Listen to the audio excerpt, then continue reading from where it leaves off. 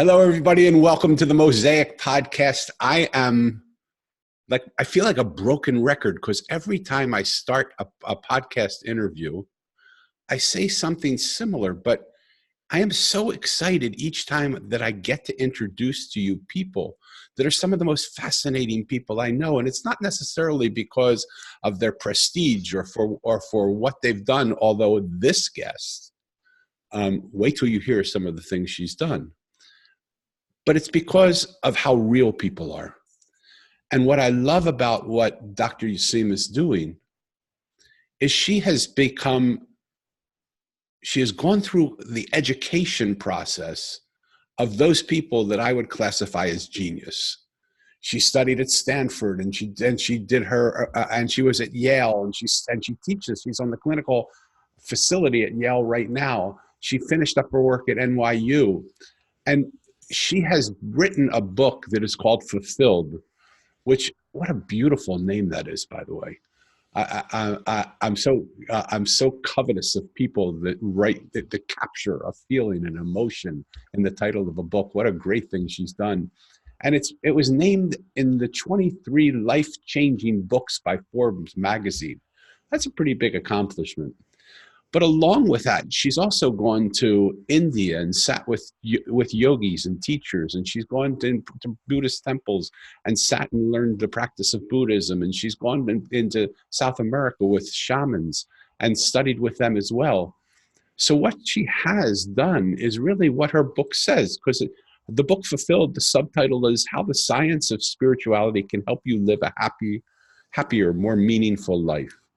And so we are in a perfectly interesting time right now where what was once very distantly separated, which was science and the proof that was needed to verify what science needed to do, and spirituality, which was the unprovable, but the actual intuitive hit of knowing what you know without having to prove it through studies, are coming together to dance. And we see that in the science of quantum physics, and we see that in the things that are going on. But Dr. Yusim, and can I call you Anna? Is that okay? Absolutely. Okay, so we already know she's fabulous and she's certified and she's got all that. So for friendship's sake, I'm going to say she's lived and traveled to over 50 countries. She's published over 100 articles on various topics in mental health. And she's helped thousands of people live happier, more meaningful lives. And we're going to post for you in the notes, in the show notes, all of the ways to get in touch with her, because I'm sure you're going to want to. But Dr. Anna Yusim, welcome to the Mosaic Podcast, and thank you so much for being here with us. Thanks so much, Danny. It's a pleasure to be here with you. It's my honor. So let's just jump in. When you were a kid, Anna, before you became certified and notarized and all that you are now, what was that thing that you always wanted to be when you were a child, really a young child? It's an interesting question because the answer to that question changed over time. I come from a long history of mathematicians in the family. People love math. They're very kind of brainy, cerebral, rational. And for a long time, up until I came to Stanford, I wanted to be a mathematician. I was even a member in my high school of the math team. I went to a special math and science magnet school called the Illinois Math and Science Academy. And there is nothing I love more than sitting there with a math problem and really just understanding how to solve it, going deep into it, and seeing how beautiful numbers were and how, it's just my passion. And it was in my blood because it came from a family lineage. So then I got to Stanford and started taking some of the math classes there, started doing some of the contests there. And my passion for it dwindled because there wasn't as much TLC, tender, love and care given to the teaching. A lot of the classes were taught by TAs, many of whom didn't speak English or very good English. And I just felt suddenly so much more effort had to go into catering to this interest. And so the passion dwindled a little bit. And at the same time, I started working in the neurobiology lab of Dr. Robert Sapolsky at Stanford. He studies the effects of stress on the brain.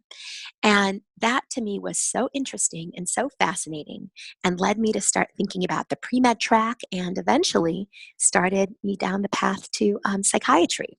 It was actually another person, Dr. Irvin Yalom, also a Stanford professor, whose books I discovered towards the end of my Stanford career, that I started reading his books, and he would see patients and help them to understand their lives from an existential standpoint. He was a psychiatrist as well. And I'm Mhm. like, I want to be this person. I want to see patients that I want to write. So Yeah, he ultimately became my role model, and that's my life now. fabulous. So would you say, and I'm just listening, I'm getting intuitive hits as we're listening. So I'm going to ask stuff and, tell me, no, it's not true or whatever. Okay. Would you say that in the process of leaving your family home and the influence of your parents, you finally found sort of what you wanted to be? Or would you say that what you wanted to be when you were involved in math was not a result of your parents' influence and the sort of the love of your parents and the desire to please them, but it was actually what happened, but then the situation changed at Stanford? Because it sounds to me like you were mentored by your parents in one way, and math was like the most exciting thing that could possibly be. But then when you went to another place where their mentoring wasn't there and a different sort of mentoring was there, you found a mentor that opened up another world for you. Would you say that's true?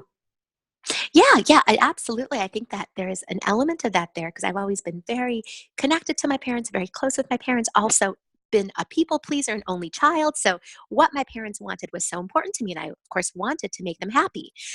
Whether that impacted my passion for math, because I think if I was passionate in something, you know, else, they would be more than supportive. I'm not sure necessarily, but always being a good student, working hard, that was very rewarded in my family. That was something my parents loved, that their daughter was such a good student, etc.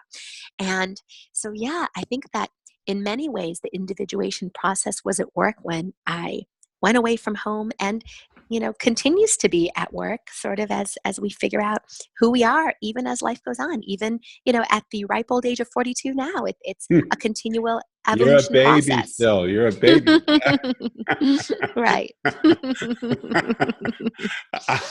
um, what's interesting to me, and the reason why I'm asking that question, and we're just in it right now, is that it seems so uh, untalked about, but the power of connection in all of our relationships is so strong that just when we feel connected to a certain person or thing, we literally we almost emulate that and become that. And it feels to me, I guess the question I really want to ask is, do you feel you are yourself right now? Or do you still feel you're connected to mentors who are bringing out parts of yourself? Do you feel that you are completely Anna right now? It's such a great question. It's a very deep question because it's a question about identity and self and giving away our power versus fully owning our power. And I think in our society, it's very hard to fully own our power. Who are we separate from all the other voices in our head, separate from the voice of society, from our mentors, from our teachers, from our parents, from our spouses? It's Yeah, hard to know the answer to that question because we live in an interconnected world as opposed to a purely independent world. So our sense of self is constructed through these multiple identities and sharing our identities with others. Now, for me, having come from a family where I was very, very entrenched with my parents and very close to them, I have actually worked very hard to individuate. But even though I've individuated from them, I have sought out other mentors, yeah, including spiritual mentors. So people from Kabbalah who have helped me to become who I am, and then individuals from other spiritual traditions, from shamanic traditions, from psychiatric traditions to help me be the best version of myself as a psychiatrist. So, and it's interesting. It's like, are we giving away our power to these people by them helping us to, create and to enhance our identity? Or is that just a way of us getting more connected with who we really are? Are they, in a way, just unleashing parts of us that maybe we didn't even know we had within us? So, I want to pause for a minute because I think such a beautiful question for our listeners to contemplate. Because one of the things that I find as I look around this world is I don't find a lot of people that truly know themselves. And so much so, and this is going to sound a little weird, but who cares? Um, what I've what I've developed over time sort of and realized is that I actually can hear the soul of people when they speak. And so often the soul is saying a completely different thing than their words are saying, because their soul is asking me to tell them back what, just to be themselves and just to have comfort in the peace of being yourself, and who people are, no matter what they are, no matter who they are, is so exquisitely beautiful. And we seem to protect that and put around us walls that seem beautiful but are so ugly in comparison to the person that actually exists behind those walls, to the soul that's actually there. And so part of my question is a soul-based question of how do we really find ourselves if we are following models and examples and inspired by people who are helping us find ourselves. Does that make sense to you? Absolutely. It's another very deep question. Your questions are very deep, Danny, and I love that. And I also so relate to you because I feel like as a psychiatrist, my gift also is to be able to drill down to people's souls and to see their souls and help reflect people's souls back to them. And just like you said, often there's all these accoutrements of success or accoutrements of achievement that cover up people's precious inner worlds. And so it's such a gift for people to know who they really are, to have that reflected back, and to be able to live that and fully embody that. So can I get personal with you on this podcast? Of course. I love you. Okay. I mean, I love your openness and your freedom, because what I'd like to do is I would like for people to get to know the real Anna. Not that you aren't the real Anna, but that sometimes we give the papal version of ourselves rather than the actual version of ourselves. If I can get really personal for you, what is the place that you thought you knew about yourself, but then when you touched into that soul place, you realized wasn't yourself at all? I think it's, you think that your life is going a certain way. You think that things are going to unfold in a certain way, and then they don't exactly. And I think the very first place for me where that happened, actually, I've had many, many places like that. Yeah. The first one was my soulmate search, because, you know, you have a vision of your life. And for most people, that involves being married. And for me, it involved much more than being married. It involved being really happily married to my soulmate in this world. And because it was a lofty goal, and because I'm ambitious and have high standards, it took me a very long time to find that person. And, by no means, there's plenty of people who had that goal and who are ambitious and found that person very early. But my life was such that it took me a long time. And I didn't meet my soulmate until the age of 37 and married him at the age of 39. And I think it's having goals and doing everything you can to achieve a goal, and then realizing that the goal is bigger than you. Mm. And that there's just something, it's the process of surrender. And for myself, who my whole life has tried to do everything to try to be in control of my life, Mm-hmm. and then having certain aspects, my soulmate being just one, where you have no control whatsoever, Yeah. and having to surrender that, and the powerlessness, and yet at the same time, eventually the relief that you feel in that was the part of myself that I would never have known, I but that love that. also changes and transforms you. And that was just one of many things. I've had many, many things like this. Totally. Talk to me if you can. Not necessarily from your profession, but from your profession and your soul, of what that moment of surrender, what happens in that moment of surrender? How do you go from, because I think most of us listening to this are control freaks. We may not want to admit it, but we like to hold on. We're scared of change. We want to be in control of the changes that we change. What was that moment of surrender for you where you actually were able to let go of your need and desire to control and allow some greater force, the source or something greater than yourself, to guide you and lead you in a way that you knew would be better for you than the way you could do it yourself? Right, right. And it was a dialectic process. I could tell you about my soulmate process. And the very first thing I did when I realized that I really want to find my soulmate is I started studying, which is the one thing I know how to do well is study. I Yeah. started studying the concept of a soul. So I started going to lectures at the synagogues. That's how I found the Kabbalah Center. And the Kabbalah Center I love because they're like, you want your soulmate? Well, here's the path. Here's what you have to do. A, B, C, D. And the things that they told you to do weren't like, go put yourself on Tinder. Right. It was Swipe start, left. yeah, exactly. Swipe left, right. It was like, start looking within and unearthing your own garbage and start releasing that and start going against your nature. Start doing that which is most difficult for you from an ego standpoint. Start changing your ego-based impulses to soul impulses. Like they had a strategy and a path, but it was a strategy and path that I had never ever heard before Yeah. and never ever considered before. And, you know, that process of surrender, I work with so many of my patients on that. And with myself, I work on this. It can happen through one of two ways. It can happen from the place of your deepest pain, where you reach the place where you feel like you can no longer go. You don't even want to live anymore. And so from pain and suffering, you surrender because you know nothing else, which is actually how the majority of people surrender, by the way. Hey. Or the other path of surrender is surrender through joy and laughter. What surrender is the point at which the old you dies and the new you is reborn. It's really a death rebirth process. And it's something I, in the soulmate process and in other processes of my life, have undergone many a time and am continuing to undergo. Right. And yeah, and the death process, there is nothing scarier. The rebirth is beautiful, but it doesn't have to be scary, but it often is because that's how we're wired, because we often are control freaks. And the death process means surrendering our, what's comfortable, being able to release what we knew before, stepping into the unknown.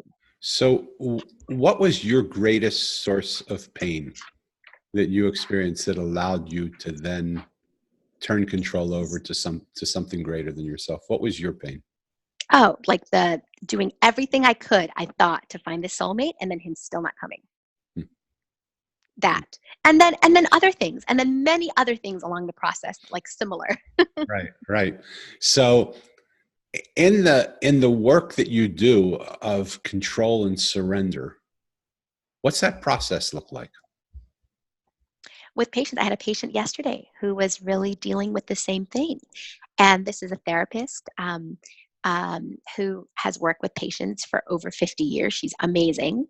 And in her own process, she's dealing with this and how to surrender her own fears. And in working with people on this, it's really helping them to recognize, number one, that they are not alone in this process. They do not have to do this alone. Mm-hmm. Especially people who are very self-empowered and successful, they're used to doing things alone. They want to do things alone. It gives them comfort. It gives them safety and security. I got this. I'm going to take care of this. But surrender isn't that. It's realizing that it's not all about you, and it doesn't have to be all about you. And that's actually the greatest gift, because there is a force greater than you that wants to lift you up and help you to get to where you need to get. And I say where you need to get, not necessarily where you want to get, because sometimes we want something which isn't in the cards or isn't in our best interest. And there's something actually much, much bigger that wants to be given to us.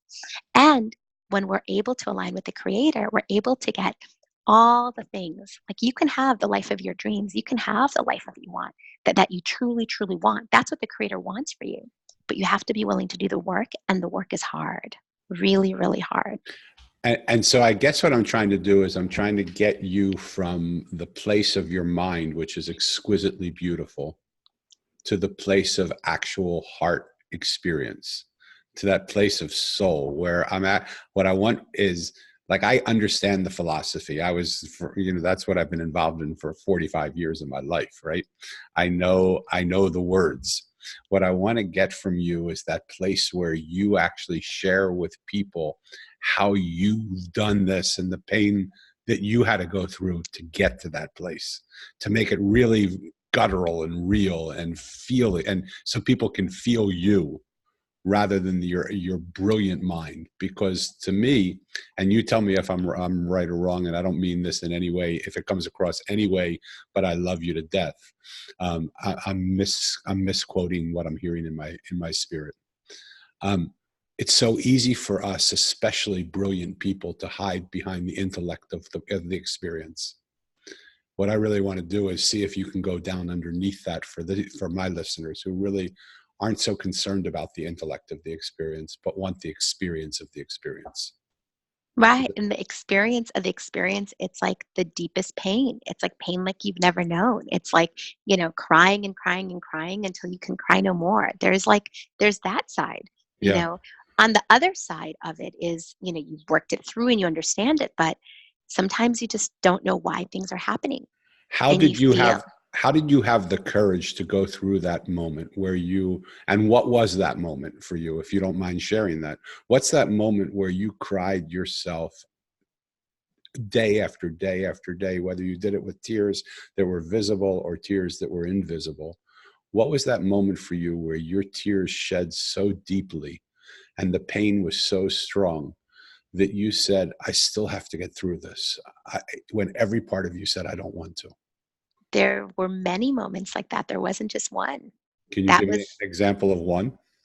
yeah. I mean, this is like when you like a relationship doesn't work out with somebody and you're like, okay, this person's not my soulmate. And it didn't work out. So this is like the 18th thing that didn't work out. You're Right. like, when is something going to work? And then you're in your pain, but yet you have to see 10 patients. And yet you have, which for me, seeing patients for me is really the most wonderful thing because it's my way of being of service to the world. I love my work. But it also means at times you bury your pain. You put your pain aside and go be of service to others. That's who I am. That's my identity. And people rely on me. So there were many, many days where I had to do that. There was like months on end where I had to do that. And that's okay. That's part of my process. And there were times I've had to do that for other things other than the soulmate. It's just, it's part of life. Yeah. Life also is filled with pain. And I feel like doing the kind of work I do, which is transformation work and speaking about it to people like yourself, but also doing this work with my patients, if I don't go through my own process, if I don't know the depths of darkness, how can I ever help patients who are suicidal, who come to me not wanting to live? If I haven't felt those feelings myself, then what's the point? Hmm. Hmm. So I've listened to some of your podcasts and I've heard you talk about this mirror experience where what we receive is not necessarily what we want, but who we are. And so when I was at Hay House, and I was the director of business development at Hay House for 10 years, and I helped Hay House grow from $3 million to $100 million by bringing more authors, by bringing different looks, by doing different things and moving them from just a Louise Hay publishing house to a publishing house that now amasses some of the greatest authors in the self-help movement. But what I found is that people who are teachers, people who are givers, don't really know how to receive. Do you find that Yes. to be the case? Absolutely. And there is a section of my book specifically about that, and that's owning your power, owning your personal power. And it's all the things that we need to do in order to fully own our power, and one of them being self care. I treat a lot of doctors and teachers and people in the service profession. And just like you said, those people are amazing at being able to give to others and care for others. They're not as amazing at being able to care for themselves. Often they fall short on that. It's almost like there's a necessary prerequisite in the profession to do this kind of work that you have to be a little too selfless, a little too giving of yourself to the point where you can over sacrifice. And when you think about it, on one hand, it's a beautiful thing because you want the healers to be the people who are willing to give 110%. And yet, you can't heal others unless you heal yourself first. So, heal thyself is a huge, huge and important thing. Love that. And I'm slightly want to shift that to another place that I'm trying to get at, which is that people who speak beautifully, but sometimes they have less capacity to receive and listen from other people who speak.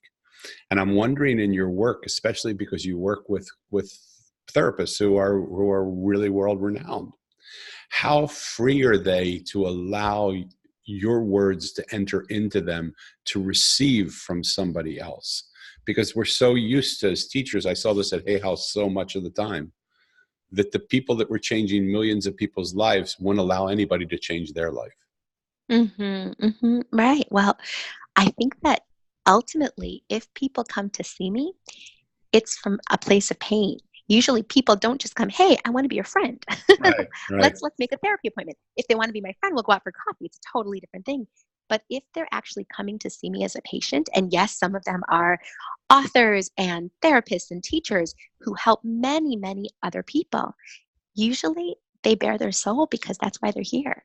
And it would be a waste of their time and mine for them not to. Now, that's not to say that people won't withhold, that people might not have blind spots and not be aware of certain aspects of themselves. That's the work that we do together, and I can help them um, uncover or unmask some of the blind spots. So for people that are listening to this podcast, many of which are givers, the world has its givers, the world has its receivers, and the world has its takers as well. But to those people who are givers, which a lot of the people that are going to listen to this Mosaic podcast are, it's their nature. What I find is in the circle of energy, if we give and don't receive, the energy stops because it's like a circle. You give and you receive and you give and you receive, and it just keeps going when there's that process happening. What would you say to them? What would be one thing you would share with them that you've done in your own life that's allowed you to receive when you see that you're closed down and you're masked off and you're not receiving, you go into your professional mode? What would be one thing you would say to these people that would allow them to step out of their mask, step out of their, I call them silos of professionality, to go into, to actually touch themselves? Right, right. Yeah. So I think for myself personally, I don't struggle as much with that because I have so many people on whom I rely to help me when I need help. And I have my whole little Rolodex of people who, if I'm feeling this person can help. If I'm feeling this person can help. If I'm having an Beautiful. issue with this person can help. I feel like I have a whole Rolodex of people I reach out to. And thank God for that because it takes a village, right? For Right. all of us to do the kind of work that we need. But if people have a difficult time, because I treat a lot of people like that too, and for them to even come to me to come and ask one person for help is humongous because they are often very close and very powerful and self-sufficient and, not always, but often men who, come into that sphere.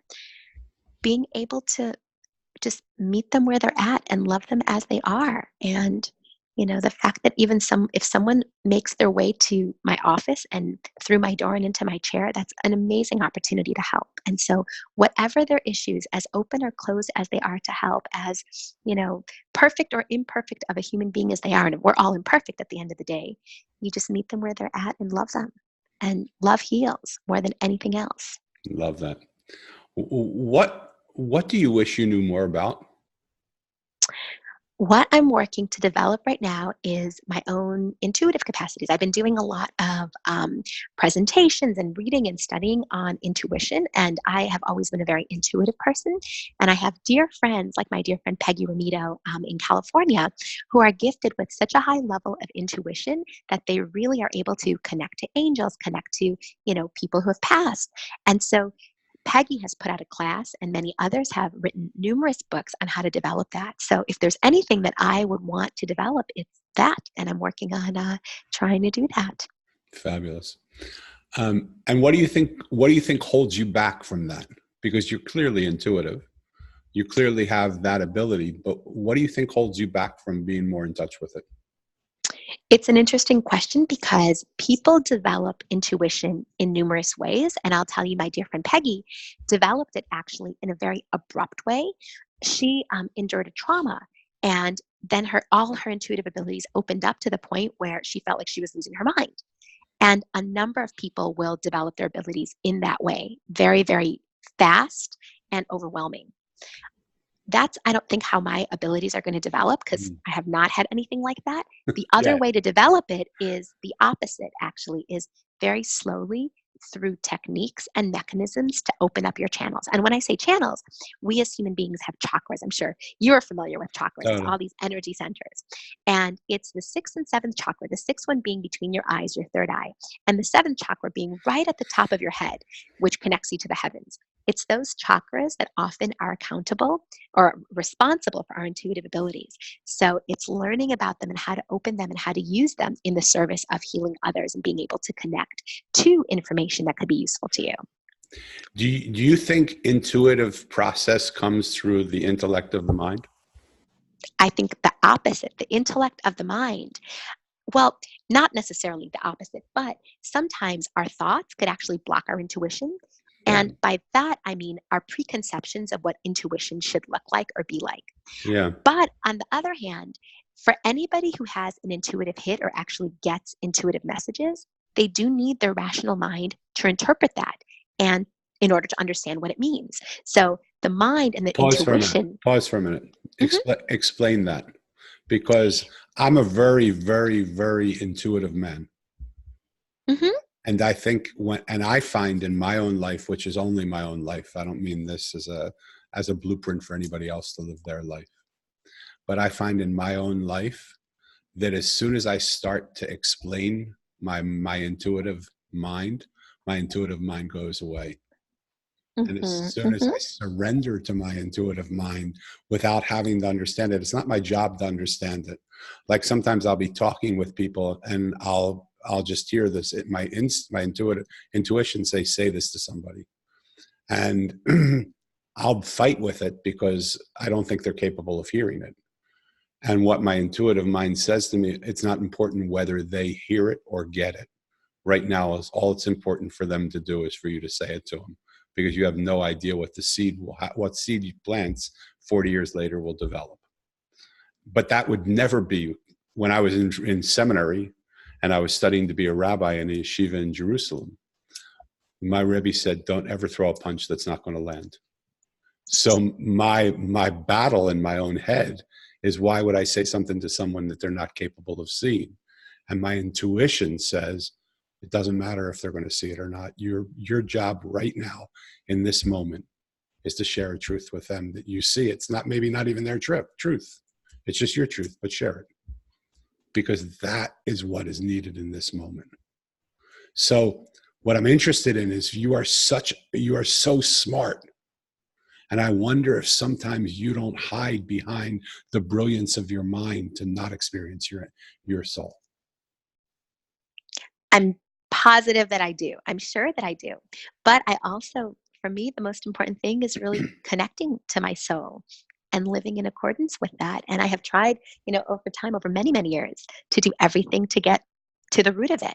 And in my work with patients, I use the combination. I use my own soul and what I see intuitively.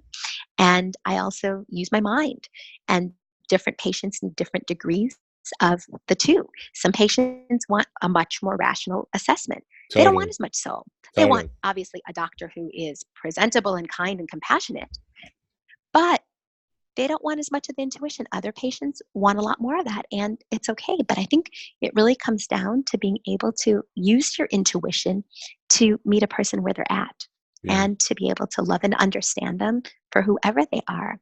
And in terms of what you said regarding telling people, versus I think versus not. Like when you have an intuitive hit, I think the most important thing is to whatever you end up doing to come from a place of love and compassion. Totally. Because if you don't, then it's just not going to land at all. It could Yeah. land, it could not land, but what's the point? If you're not coming from a place of love and compassion, and that doesn't mean that from a place of love and compassion, you wouldn't say things that could be difficult and discerning and, like Billion percent. hurtful to people at times. Yeah. But your intention has to be love.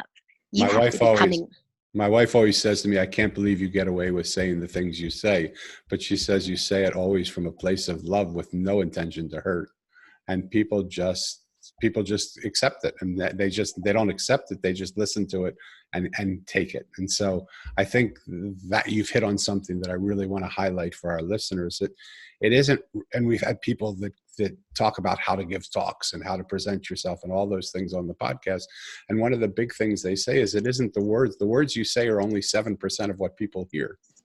Who you are and how you present and the presence that you give to people is so much more important than the words that you say. And so whatever we say, if we say it with love, it doesn't mean it won't cause chaos for somebody, because sometimes you have to cause chaos. Sometimes they need chaos, but sometimes they'll always know that you're doing it from a place of being loved. There was something that I heard on Super Soul Sunday. I'd love your input on this, being psychiatrist. It was with Thich Nhat Hanh. Are you familiar with Thich Nhat Hanh? Yes, I actually might be making a trip to his Plum Village soon. Oh, beautiful. So that's not so far from where we are. So let me know if you, it's out in San Diego, right? Somewhere close to here, or no, is somewhere. It's in the south of France. Oh, in the south of France. Okay. He has I guess a place close by here. One of the things he talked about on there was this place of compassionate listening. And when he spoke about it, it reminded me of what I wrote about in my book, The Mosaic, of the work of the trash man. And when I was a kid, when people asked me what I wanted to be, I told them I wanted to be a trash man. And you can imagine the thrill that my mom and dad had at that response, because here there was this person that was perceived to have a brilliant mind, super high IQ, that was sitting every Friday morning watching the trash man come and collect the trash. And the biggest thrill of his life was riding on the back of the trash truck with them and helping them put trash in the truck. They were absolutely thrilled. I'm teasing, not at all. But in writing my book, one of the characters that I write about is a trash man. And the trash man is driving in his truck and sees Mo, the main character, walking on the street. And Mo has nothing that he's carrying, nothing in his pockets. The streets are immaculately clean. And the trash man stops his truck and says to him, "Do you have any trash?" And Mo looks at him like, "What are you, like, sort of, what are you, crazy? You see, there's nothing on me. I have nothing in my pockets. The streets are clean. What is it you want?" And he's just about to say, "What are you, crazy?" And he catches the look in the trash man's eyes. And the trash man's eyes are sparkling, and Mo realizes he's not talking about physical garbage. He's talking about the garbage that he's carrying inside of his soul. And Mo says, "Oh, yes, I have a lot of garbage, but I'm scared to let that go. I'm scared to take that out." And the trash man says, "Well, I'm here. I can help you. Whatever you need. Like, I come every week outside to take all the things that you don't want, and I'll help you. I'll help you take it right now." And they go through that process of just giving away your trash. And so what Thich Nhat Hanh says is, he holds this holding place for people. And he invites people to put everything that pains them into this holding place. And when you meet somebody, when you can say to them, I want you to put every pain that you have, every wrong that's been committed to you, everything that's gone wrong to you, I want you to just put it in this space that I'm holding for you. So that the compassion of that is that, so for a few moments at least, you can feel the freedom of what it feels like to walk in a body that no longer has that. We don't have to take it away. I'll keep the tank right here. I'll keep this holding place right here. But feel for a minute what that feels like. And even if they were to say to you, "Danny, you're the reason why I feel all this anger and all this pain," you don't rationalize. You just say, "Tell me more," and pour it all in here. And I'm wondering if that practice is something you do in any way, shape, or form in the Oh, work that you do. absolutely. Yes, yes. And I actually speak about this practice on many podcasts, and I talk about this concept of a God box. And it's being able to have a box. It could be just a tissue box or any other kind of box that people want. And it's a place for all those things that you want to surrender to God, that you feel as though you are powerless over. And it could actually be big things or little things, like, I just want, my taxes to go well. I want to, this particular patient, things for this patient to go well. I want, to be able to, whatever it is people are seeking to manifest, or whatever it is that bothers them or troubles them in their life, to write it down on a little Post-it and put it into their God box, Mm. and know that it's going to be taken care of. It's kind of like the trash. And our God box could be the trash, but it could also be our wishes, our deepest fears, our aspirations, and recognizing we're not alone in the process, and that there is somebody or something that is greater than us that can help us. And all we have to do is ask. Love that. Tell me, in the work you've done, one thing that's completely surprised you, that you thought you knew, but after the work you've done, you really re-questioned it and said, "Wow, I'm completely surprised by this. What I would have thought would have been totally different." It's interesting. I would say, yeah, I write about this in my book a little bit. So people's conceptions of love, how people view love, and how, you know, for some people, the idea of extramarital affairs, it's like not even a thing. And for other people, it's something that they take so seriously. And that's something that's so near and dear to their heart. They would never, ever think about breaking the marital bond. And to me, the thing that's so interesting is how different people are in their conceptions about this. And it's not based on your religion, it's not based on, yeah, it's really just how people are wired. So that was actually something really interesting that in the course of my practice, I have learned about human nature. Well, so, and by the way, Anna keeps talking about her book. Her book is called Fulfilled. It's available at Amazon or bookstores all across wherever you go. You can get it. So I'm going to encourage people to pick up that book because it's a beautiful book. Um, of all the things you speak about, of all the convergence of spirituality and science, what's the one thing you want people to really know from what the work that you do? I would say that it would be to surrender. It's what we've been talking about today, that there is something greater than us. And those things that we feel that we cannot do on our own, or that we've tried and tried many a times, and for whatever reason have been faced with failure over and over, that there is a reason for that, and that we are meant to grow and transform through this process, and that every single failure is just one step to success. And people who see life in that way always at the end succeed without a doubt. And so it's to know that, and to be able to surrender, to ask for the help that you need, and to work on cultivating those parts of yourself to be able to receive everything that you ultimately want. I love that. I have a very interesting perspective on. We seem to live in an epidemic time where people I'm not, I don't feel good enough. I don't feel I can do this. I'm not enough. And I have an interesting perspective on that, in that I think what the times are telling us are true. And it's so counterintuitive to what most people would say, because most people want to say how great we are. But I think we're purposely being given that feeling so that it will allow us to surrender, because on our own, we are not good enough. There's nothing, we can't do much. We're just imperfect, flawed, beautiful human beings. I don't find anything wrong in the imperfection, but when we allow something greater than ourselves to come in, there is nothing it can't do. And so this whole epidemic of I'm not good enough, if we would just shift our perspective to say, of course I'm not good enough, but with God, I'm anything can be done, because God's good enough to do anything, or spirit, or whatever you want to call it. Does that make sense to you? Absolutely.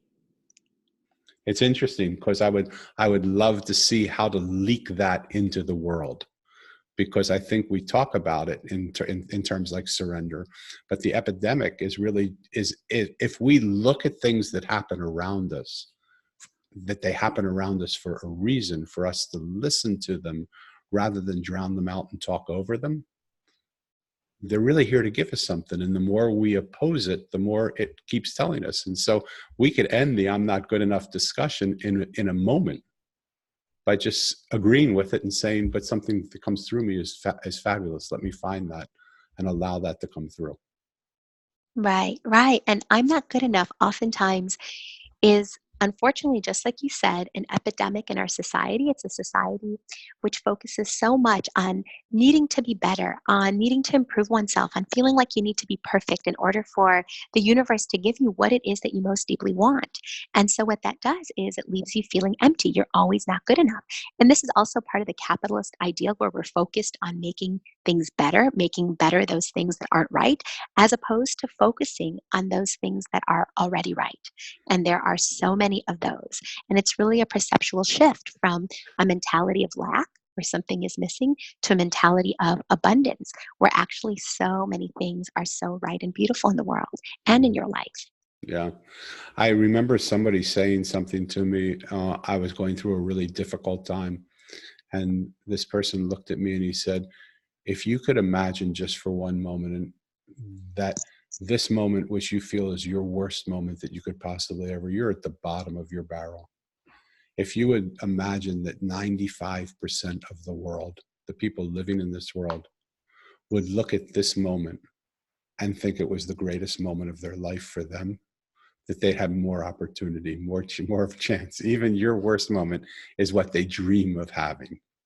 you would realize how grateful you can be for the life that you have, rather than how ashamed you are of the life that you live. And it was such a big moment for me. It like, perspective is everything.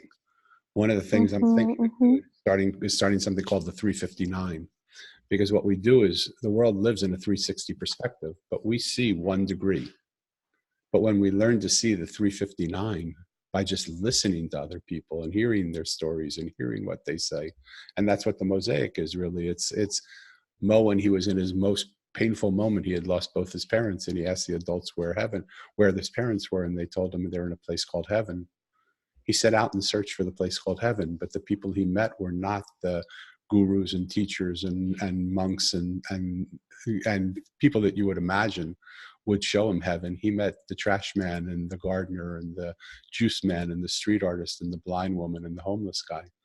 And he wondered, why am I meeting these people? And he said, as long as I'm here, I might as well listen to the stories they tell me. And in listening to them, he saw they were not the person he initially saw. And he saw that what he sees is not what is, it's just what he saw.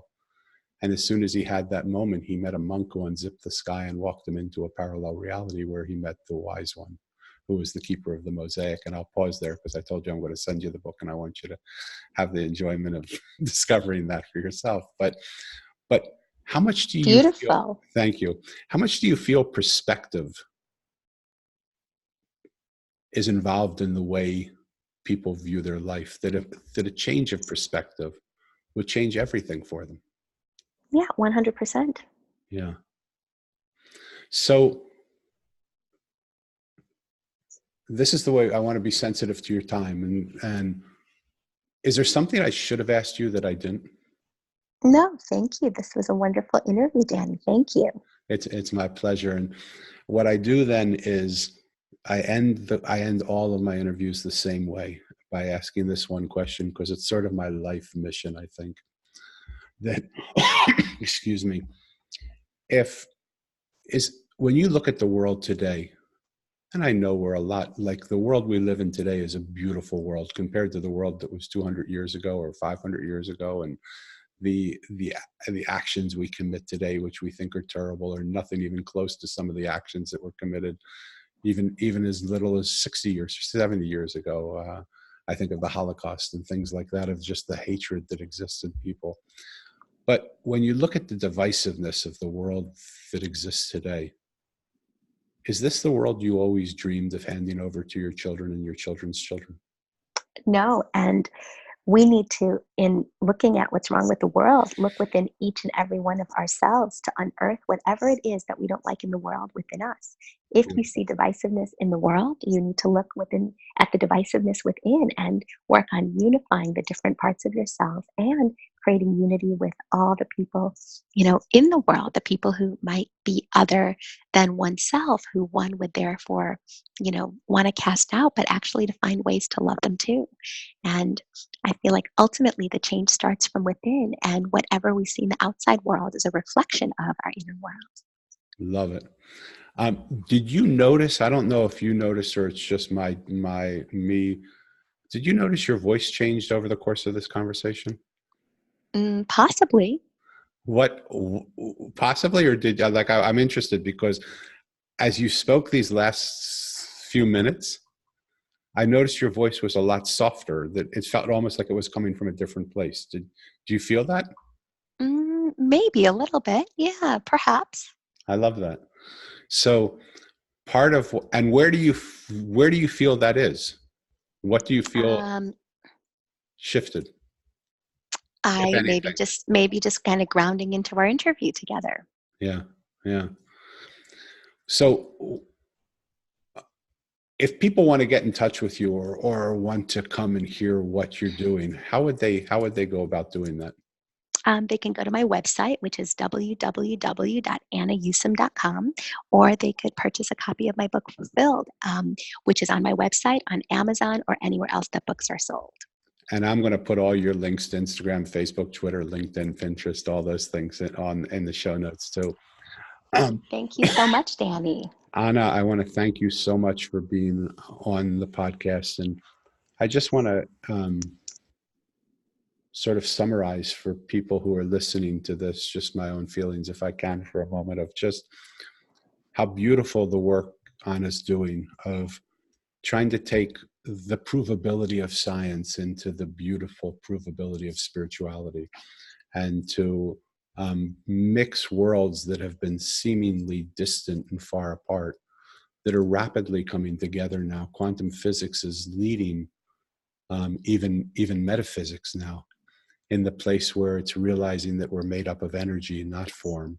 And if we think about the teachings of the East, where there are time periods in which we exist, and the time period that we've been existing in is called Kali Yuga, and they're 2,400 year cycles, so they don't take a short period of time to change.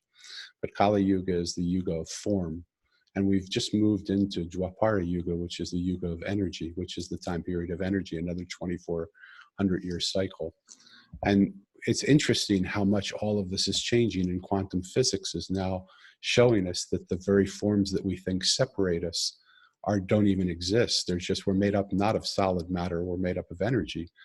And so if we were to look at the beautiful thing that happens when we connect to another human being, and when we